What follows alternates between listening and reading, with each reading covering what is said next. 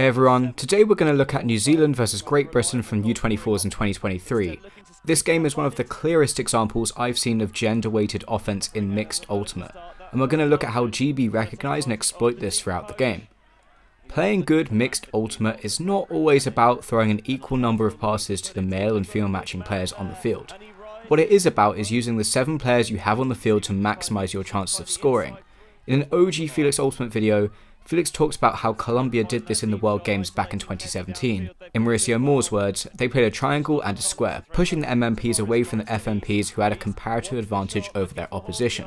You will have seen in these first few points that this New Zealand side had a few brilliant male matching receivers and often scored or got right outside the end zone by having other male matching players send them big skyball hucks.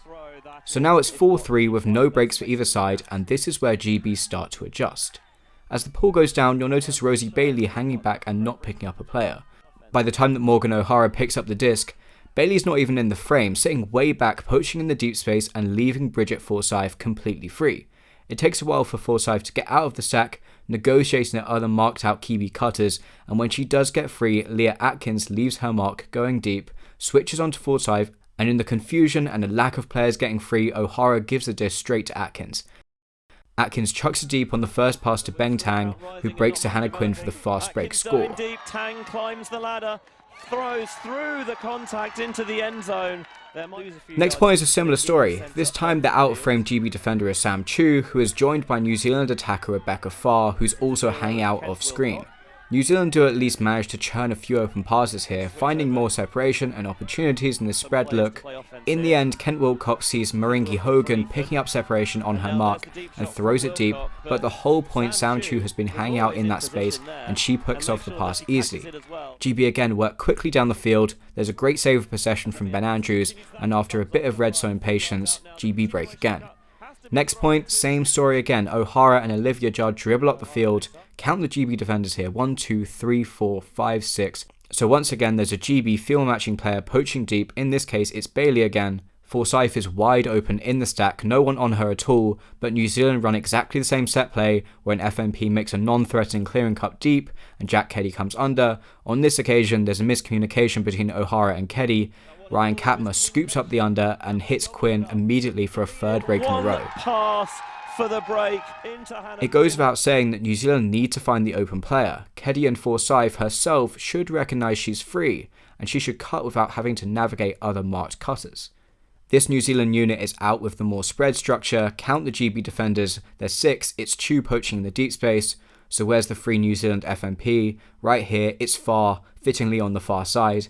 Wilcock initiates to White. Farr is trying to become hittable and asks for the disc. White notices her but throws a poor pass over her head, which is knocked down by Nell Ridgway. After catching up line, Jet Hilborn threads a pass straight through to Chu to break for half at 8-3. Hilborn whips the inside shot in towards the back of the end zone. Looking more at New Zealand's positioning, it's baffling to me why the New Zealand offense don't adjust to make Farr an easier to hit target before the disc is checked in. Wilcock has got plenty of time to notice she's free walking up the disc, and that should be his first look once he checks in the disc. It's good comms and movement from Farr, but there's a point where she just needs to decelerate and comes to a stop. Each subsequent step here is getting her closer to the other GB defenders and more onto the break side. Of course though, fundamentally the throws just got to be better. But the fact that this is a turn just justifies GB's strategy, right? Despite leaving completely free passes to FMPs, it's taken New Zealand right out of their offensive rhythm and is preventing them from taking those lucrative deep shots to their big male matching receivers. We're going to keep analysing the second half of this game, and I'm happy to report that New Zealand do put up more of a fight, but I wanted to dispel an idea that you might have in your head watching these last few points. With the game at 8-3, with some of these sloppy New Zealand turns, you might assume that the reason for this scoreline is mostly because GB are a far better side than New Zealand. But the tournament results do not bear this out. In fact, New Zealand at 7th finished just behind GB at 6th. Remember, for those first 7 points, GB and New Zealand traded. On paper, this should have been a close game, but it wasn't. Clearly because of the strategy that GB are implementing. Okay, second half, it's 8-3, New Zealand coming out on offense. Let's count the GB defenders, that's 6. This time it's Persephone Pantling poaching in the deep space. Judd is the completely poached player, and she's thrown the disc, but it will be just as easy to gain 5 yards here instead of losing 5.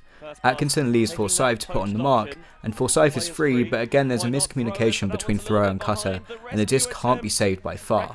Forsyth does a great job getting the disc back, defending the deep space. The poach in the lane. And Hilborn being very aggressive, taking on the deep shot. And on this possession, you can see GB's defense has actually changed slightly, with the field matching defenders focusing more on defending space than marking players. This is kind of doubling down on their strategy because maybe even more of the time New Zealand's field matching players will have separation from their mark, but it should be harder for New Zealand's male matching players to get the disc in the underspace. After a few congested passes, O'Hara hits Judd with a lovely high release flick, and Judd hucks almost the full field to Finn Collins, who skies both Katma and Pantley. Deep shot coming from Judd, looking for big Finn Collins, and Finn Collins gets up big and gets up early. Pantling obviously has a tough job given the height of Collins, but if you're marking a much taller player, you've got to think about if you can box him out of the space by getting into his path, forcing Collins to either go around Pantling or go through her and foul her. Obviously it's good that New Zealand beat the scoring drought, but it's kind of damning that they had to throw into double coverage to make that happen. Next point is GB on O. Lucas Wilcock gets a huge layout block on Jack Halkyard for a chance for New Zealand to turn the tide on this match. Initially this looks like a standard match defense coverage, but as the point progresses you can see GB's field matching players surrounding the stack downfield, switching assignments and picking up cutters as they cut into their space. Most importantly, it allows Sasha Haynes to play as that poaching last back. A big mistake I see teams make is finding a defense that works so well for their D-line, and as soon as their O-line has to play defense, they don't do anything with that information on what's working. If you have a great zone or poaching set that's working this well for you, it's worth using that when your O-line is playing defense too. Particularly because D-lines are often much less used to playing offense against zone or other non-match defensive looks. In the end, Lucas Wilcock spends too long staring downfield and doesn't have enough time to throw this dump to Hogan with care. Wilcock tries to get the disc back and pick up his second block of the point by poaching onto Maddie Leong, but when she catches, she finds Halkyard straight away for an easy score. Because that leaves Halkyard free in the end zone. Another GBD points will count the defenders. 6 just as expected with Bailey hanging out in the deep space. I like what Hannah Quinn is doing here. GB have had one field matching player stopping the hucks by poaching the deep space, and in the last deep point, the shot still went up for New Zealand. So why not try 2 with Quinn and then Atkins poaching in the lane to stop the throw and Bailey deep to stop the catch. Forsyth is wide open as usual and gets the disc in 2 passes, but is almost punished on an underthrown pass to Kent Wilcock, but the disc sits perfectly up for Wilcock. Check out how ridiculous the field looks here. 6 Kiwis and 5 Brits in frame, and Ben Tempest and Rosie Bailey are marking Collins 2v1 way out in the deep space. On the 12th pass of the possession, Wilcock loses concentration and drops the disc. GB pick up, Bailey enters the frame for the first time this point, and Hilborn tries to lead her up the line, but Wilcock peels off the back to intercept the disc, and he immediately rips deep, knowing that GB haven't set up their deep poach yet, and though Judd is the deepest player, it's Keddy who reads it best, but he's unable to do the footwork required to catch this in bounds. A swathe of bodies underneath it. Hilborn retracts this foul call on the first pass, giving New Zealand possession once again. Farr does a great job to make a layout catch to strategically open up the deep space for New Zealand again. This is one of the most confident breaks to a free player from New Zealand, but I just need this return pass to be hit. Judd then finds O'Hara wide open as Hilborn has been drawn downfield by a deep threat. O'Hara toes the line well and finds Farr, and Farr hits Collins to clean up the Kiwi hold. But creative throw there. And then again, Collins seems inevitable. In the next point, GB hold easily thanks to a nice deep shot from Leong. For the deep shot, Sam Chu was ready and waiting and reads it well. Now East looking to use that quick change of direction. New Zealand come out again on O. They're trying to handle more through their field matching players, with Keddy making the prescribed first pass away cut. This is definitely a sensible move. GB have Pantling poaching deep and Ridgway poaching in the underspace. Keddy tries to come back under, dragging Cam Weir into the underspace, but the disc flows the other way. Weir's got his head up, scanning the play, and predicts this pass to Hogan, getting in front for the poach block. When Keddy recognises he's poached, his instinct is to run away from the poaching player, which isn't a bad one, but a more important priority here is yelling poach to communicate to the handlers, which he can't do so well running away with his head turned to the play. In an ideal world, Keddy recognises the poach as soon as possible, Yells poach as loud as he can to do his best to distract the handler's attention away from this option, while keeping his vision with the handler and moving quickly laterally to provide an open option for Far to throw to. On the turn, Weir dishes to Alex Vero and she leads him all the way into the end zone for a lightning fast score. And they're putting it up towards him. Easy speed along the grass and slides as he secures another Great Britain break. At this point we have an opportunity to watch GB's defense from the drone angle, so keep your eyes on Chu this whole point as she tracks players deep. Again, passing off switches with the female matching players. But restrains herself and tracking them under.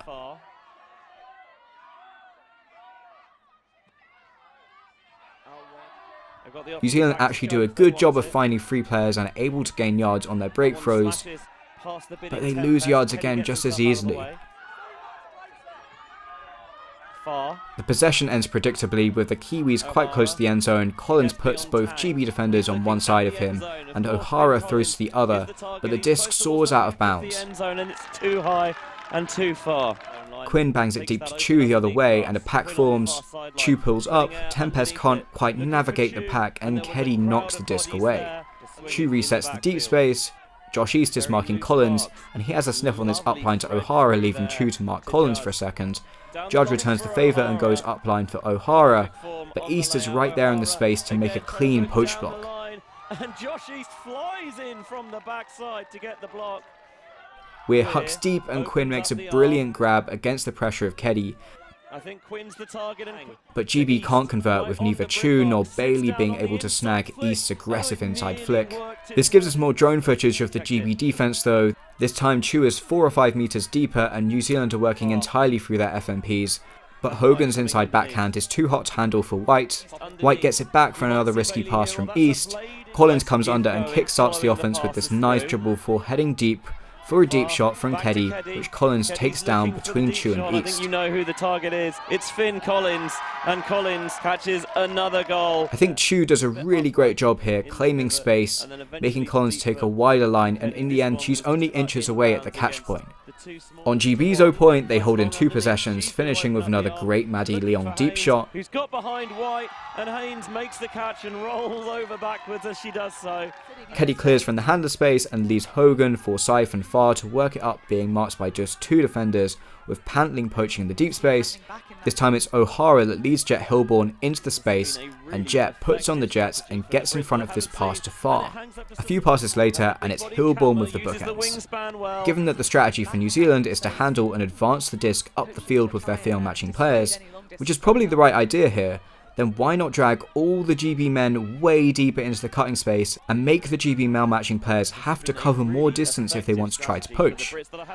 At this point the GB coaches switch up their defense. It's a 2-4-1 zone with male matching players as the chases and deep and field matching players across the middle.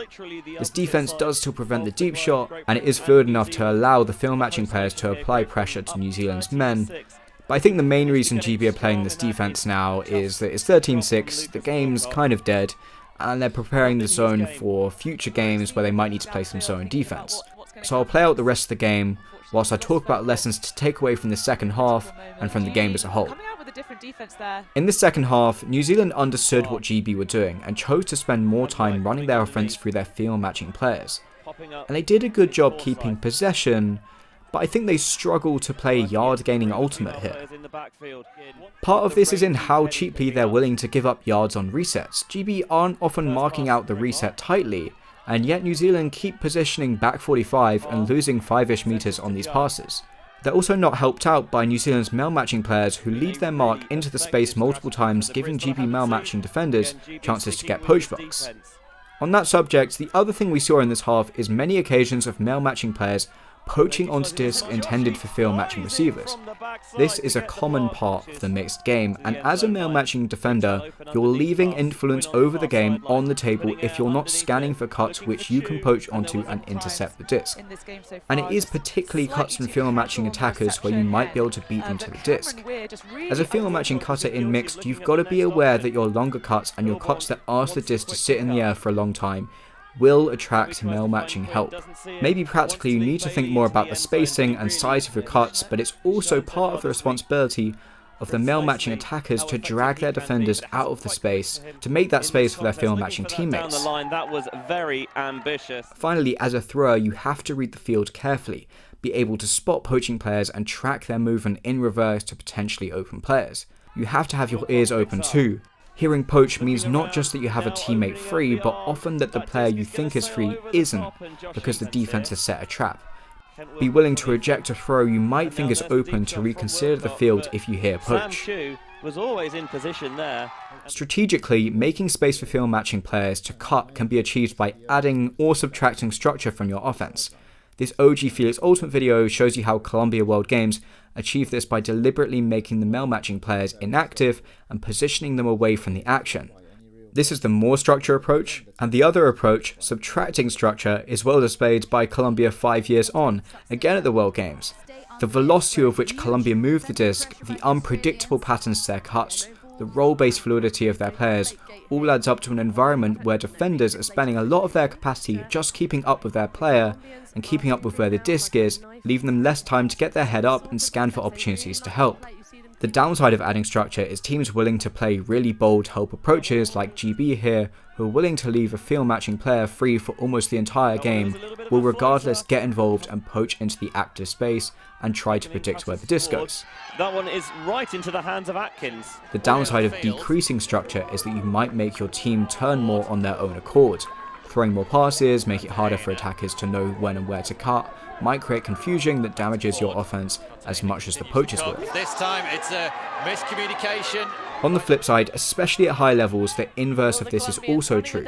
Female matching defenders playing mixed ultimate need to be prepared to influence the game by making the male matching attackers' lives more difficult. Look at that take again from Sarah Mextroth. That's what this game shows so well. Among other strategies, the consistent deep poaching from GB's field matching players completely flipped the balance of this game by reducing the impacts the male matching players could have by dissuading New Zealand from using their A1 strategy of chucking up high discs to Finn Collins. It's a triumph of GB's field matching players and their coaching to turn what should have been a close game into a completely one-sided affair. Comes into poach. It was ill-advised. What I really want you to take away from this video is that defense isn't just 7 individual battles happening across the field. It can sometimes dissolve to that, and that's fine, but your one true goal is to stop the offense scoring, not to stop the player you're marking getting the disc. Often the player you're marking getting the disc is a much better outcome than a shot to the end zone. This game is proof of that. This is New Zealand's tournament stats. 5 players, all male matching players that we mentioned the most in this game, had far more stats than any other player for New Zealand. If you're a coach preparing to play the Kiwis at this tournament, before the game even starts, you should know that because of this inequality in scoring and assisting, that New Zealand are likely playing an unequal and exploitable game. It's not New Zealand's job to play more equally, it's yours as the defense to force them to play more equally, to spread the disc around to more players, to stop them scoring in the way that they're the most comfortable in, time after time. Thanks for watching, go out and play some smart defense, and I'll see you next time. A consummate, commanding performance from the hosts, starting the power ball with a dominant win, 15-6.